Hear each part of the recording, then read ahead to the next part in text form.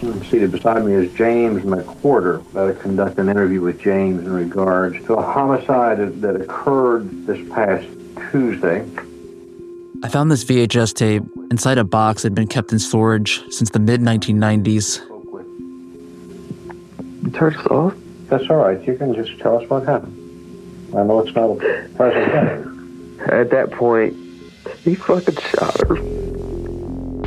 The box also contained documents referencing a group called the Lords of Death. I noticed that everything they had like a Lords of Death symbol. What is this? It says that's our group. He said, we're trying to recruit people. But it never really clicked with me that it was like they were really the Lords of Death. But I was wrong. It meant a lot.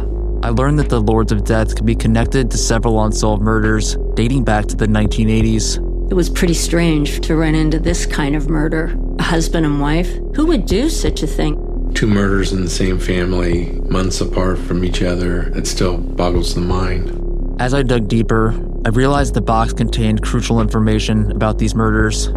Who gave you my files? Because you know things like even the names of who my suspects were. You just don't pull that name out of thin air. How do we know he's not a serial killer? How do we know he's not murdered other people?